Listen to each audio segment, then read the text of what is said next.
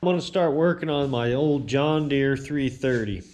I got this mower like 12 years ago, back when I was a teenager mowing yards. There was an older woman out on the highway whose yard I used to mow, and I would actually take our Massey 150 with a finish mower behind it, and I'd drive it all the way out to her house, and she had a big yard, and it'd take me like 2.5 hours to get out there and mow it and get back. And I mowed it for several summers, and eventually got to the point where she was kind of not paying me for a while, and she decided to just give me her late husband's old mower as a form of payment for the amount she owed me. And we got this thing back to the house and managed to get it running, and have been using it off and on ever since then. And it's one heck of a mower. I mean, this thing's built to last. It's a 1986 330. It's my understanding that this is the first mower that John Deere ever put a diesel in, and boy did they do it right. They put this 3-cylinder Yanmar in it. This mower has it's had a pretty rough life. I mean, this is basically the condition that we got it in, 12 years ago. And the taillights were busted out, and he ran into a bunch of stuff with it. We tried putting this seat on it last year, but it's actually too close to the steering wheel, so we're going to have to change that out. And added this handle to the side for when you're mowing a ditch, you can kind of hold on to it. But minus, the lights not working and that and whatnot, it's been a heck of a mower. It's got a lot of power, it's quick, and it's built heavy duty. I mean, they built these things to last. And that 3-cylinder Yanmar, I mean, this mower's got 2,200 hours. I don't even know if the hour meter's working. So it's been put to some serious work, and it's still running good. I've got that 317 I've been using, but I'd actually want to get this one fixed up a little more and probably take over, because when the grass gets tall, the 317 struggles a little bit, and this diesel just plow right through it.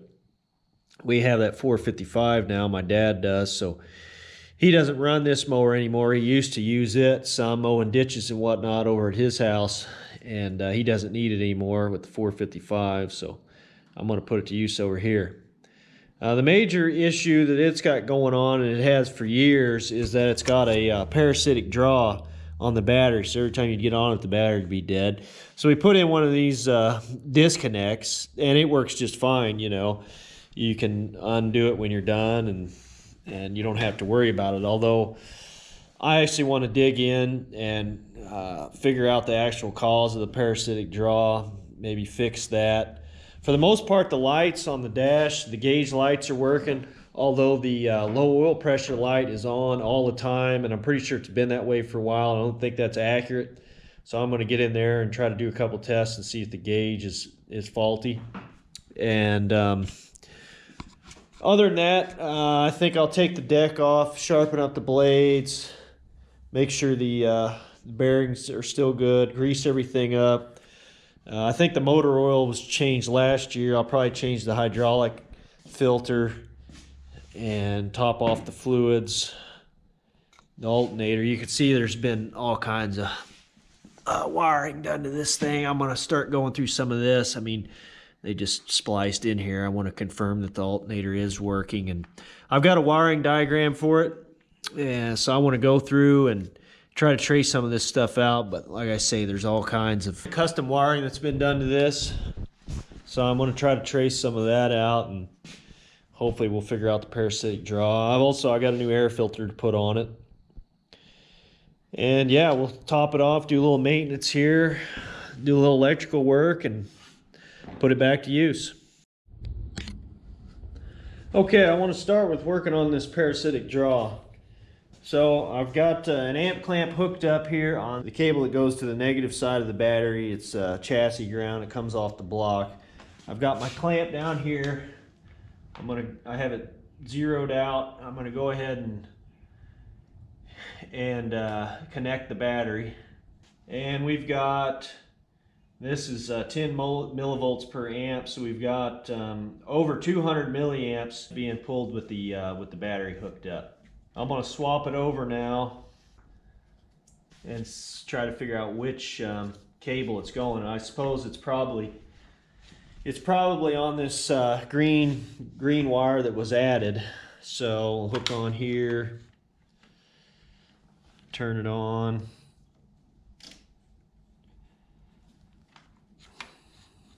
Get it centered.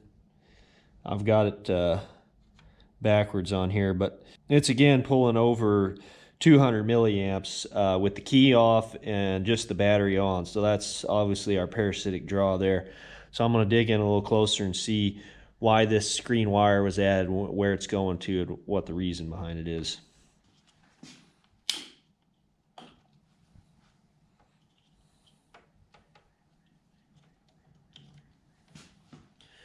Okay, I've got this test light here. It's called like a logic probe. I have several other test lights, and I pretty much prefer this one for most things because it's similar to a power probe in that it's got two leads and an LED, and you can touch it to a wire and it'll indicate if it's grounded or if it has power on that wire. And it comes in more handy than a standard test light. It'll tell you a little more stuff. So I modified this one. I cut off the clamps at the end and added in a couple of these banana jack connectors so I can extend it and, you know, run it all the way the length of a trailer or something if I have to. So there's a fuse block on this that holds two fuses. It's it has 4 slots, but it's only two are filled according to the manual, and also there's a indication here. And so there was a 15 amp fuse in this spot, and there was a 30 amp fuse in this spot. And I took them out, and I noticed that the 30 amp fuse was actually so corroded on one of these terminals and inside of the block itself that it was acting as an open. It wasn't even drawing power. I was probing it, wondering why I wasn't getting any signal off this side of the fuse. Well, it's because it was corroded out. So I got to looking in the wiring diagram, and it actually calls for a 10 amp fuse and a 25 amp fuse, and they had a 15 and a 30, so they had those oversized. Obviously they must have been having some sort of wiring issues at the time. And so the key's off, and I'm going to probe both sides of the fuse block here.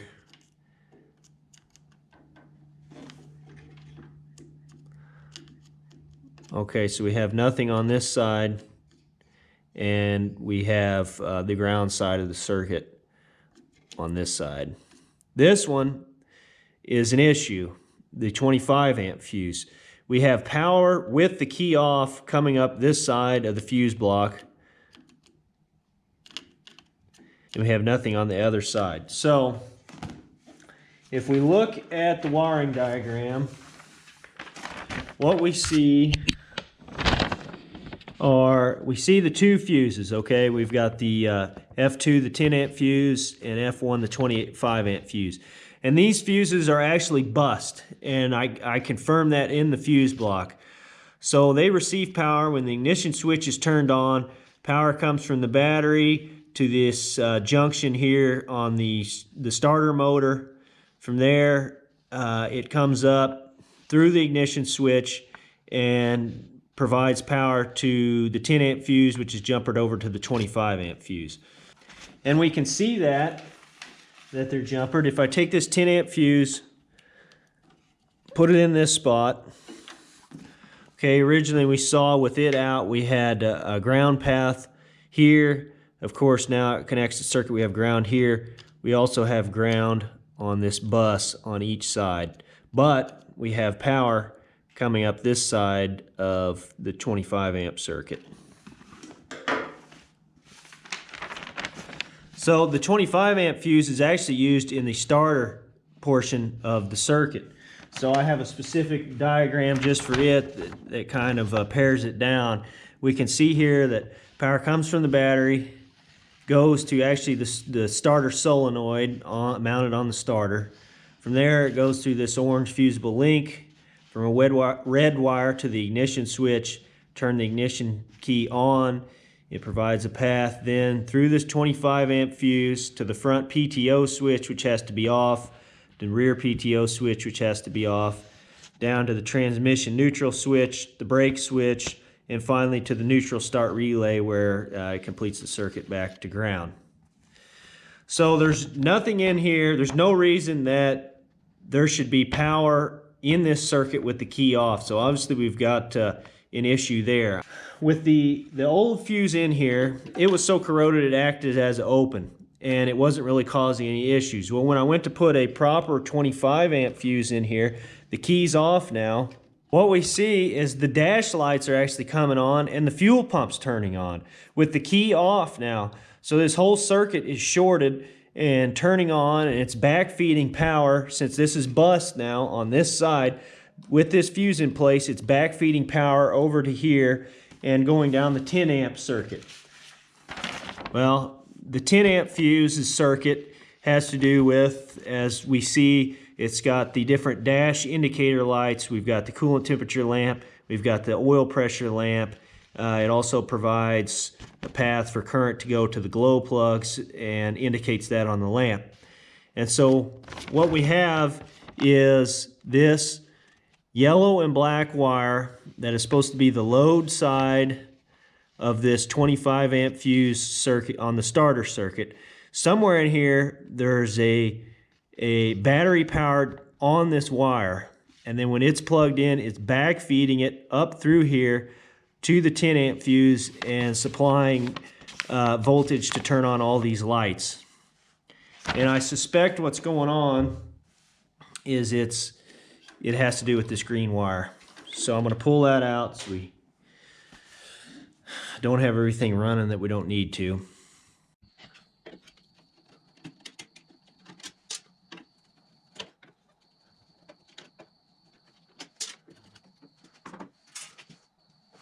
Okay, so I've got this side cover pulled off, and right away we're seeing some of the factory wiring that's been heavily modified. So we have an unconnected spade connector here that is a ground, and we have a red wire here that's got battery power that's just floating around out here. And remember that we had current flowing through this green wire at all times with the key on or off. So it's been taped up and added into the PTO switch here. So I'm going to cut that and see if we can figure out why this was added in and what's going on here. And maybe we can convert this back to the way it should be and fix some of those issues.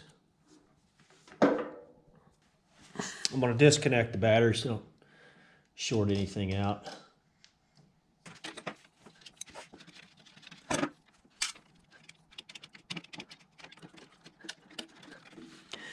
Okay, so there's the PTO switch. What do we have here? Okay, we've got a red jumper wire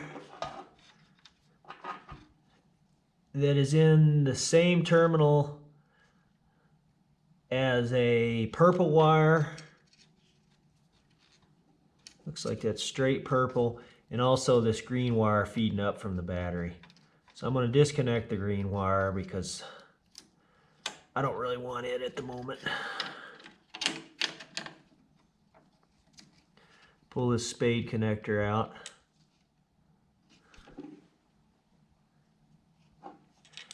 That's aftermarket, not supposed to be in there.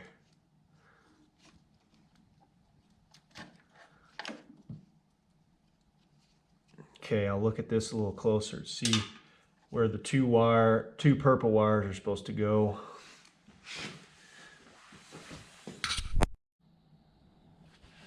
Okay, so it looks like the reason this green wire was added to the PTO switch is because there's an issue here with the power feed coming from the battery when the key is turned on. So there should be power coming down this purple wire when the key is turned on to the starter switch, and then it flows through this purple wire and goes through the rest of the circuit. Okay, well, I dug in, and turns out actually I was thinking that it might have been an issue with this splice back here, and I got to thinking about it a little closer, and it wouldn't actually be that, because it's still providing a path to ground. And sure enough, what the issue is, again, it comes back to being that there was such severe corrosion inside of this terminal that although I get battery power coming up on this side of the fuse block, and I can touch this part of the fuse with the test light and see battery, well, that doesn't mean that it's coming through the rest of the circuit. So we can see here at the test light, I've got it on, I've got battery power, and then we've got ground, and it's, you know, not the greatest ground. It's a little weak. There's some resistance there. I stick this in and back probe here, and you probably can't really see that, but I still have ground when it should be power. So I'm gonna have to clean that up, that contact, and we'll see if that solves the issue.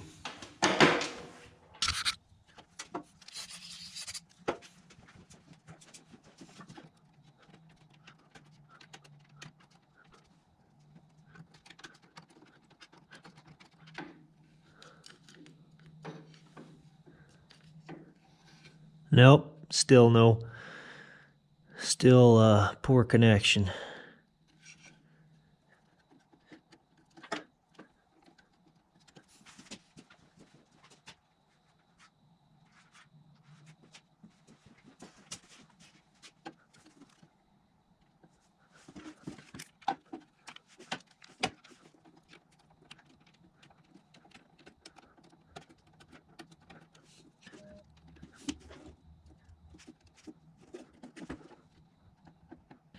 Well, it's kind of funny how all these issues were just caused by a poor connection with one of the fuses, but I've got it fixed now. I tightened up the contact, so there shouldn't be any problems there. I'm going to put some silicone paste on it, so hopefully we don't have any more corrosion. Slap that in there. Take my 10 amp fuse. Put it in place. Turn the key off, key on. There we go. Okay. Key off, fuel pump's off, none of the dash lights are on. Key on, we've got dash lights and the fuel pump's on. Back to the way it should be.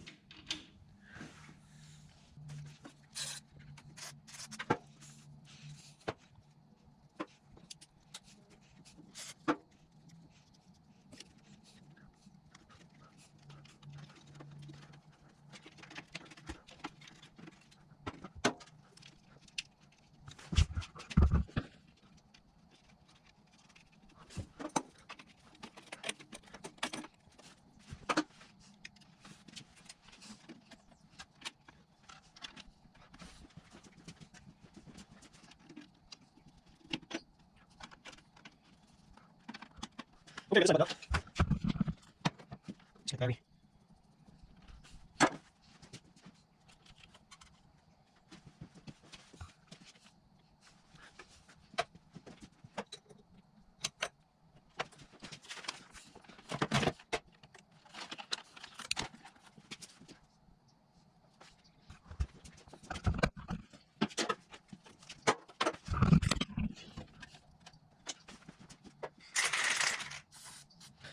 This is the light switch. The lights, there's not even lights on this thing, but I'm going to hook it back up just to have it in its place.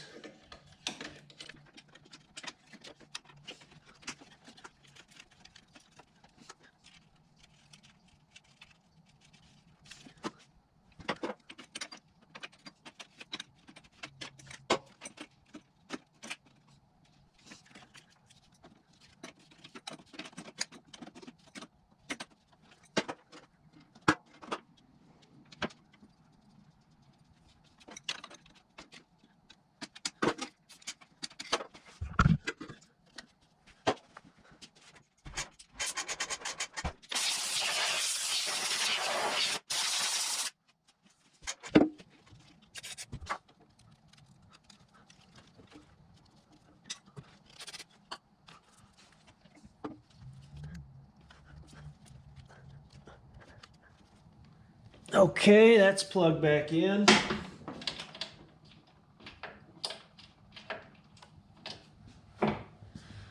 Now, We've got these wires that were fixed coming from the alternator to the voltage regulator. I'm going to replace those with some more weatherproof butt connectors also. Get this wire, put some liquid electrical tape on there, clean it up.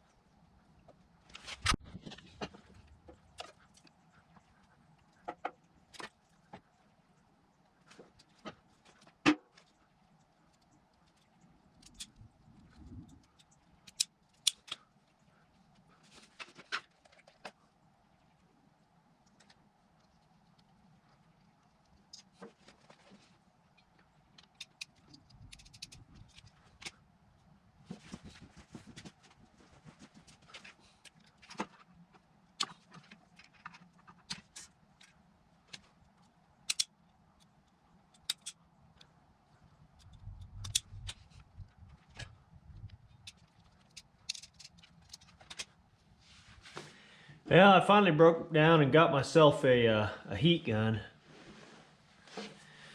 I got tired of using a lighter, so I'll give this thing a try.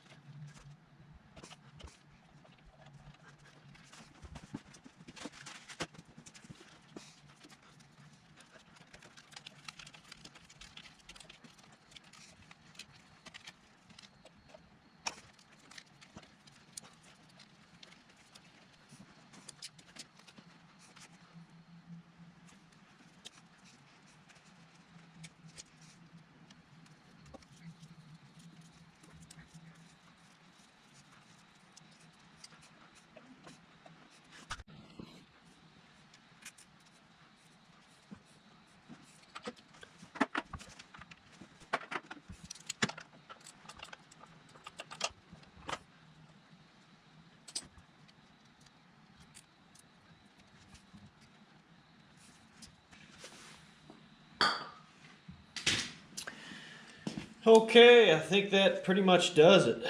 As far as the wiring goes, I still have to fix that the oil pressure switch, see what's going on there. But other than that, I think I've got all the major wiring issues figured out. We'll do a little test here and make sure that it's going to turn over.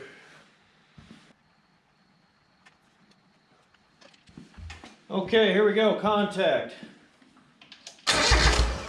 All right, that part's back together. I still had kind of a loose connection in here that I had to do a little work on. I took the side covers back off just to double check with the test light. But that solves those issues. So I think I'm going to break and make this part 1, and in part 2 I'm going to work on that oil pressure switch. I'm going to change out the air filter. I'm going to do some more maintenance type things for it, pull the deck off, check the blades and all that. And we should have a pretty good running and back to being a nice reliable mower. So thanks for watching. Stay tuned for part 2.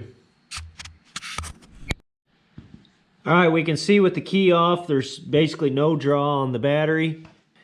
And with the key on, we can see it's pulling about 2 amps. So we've got it fixed now, key off. Essentially no parasitic draw. So we've got all that taken care of.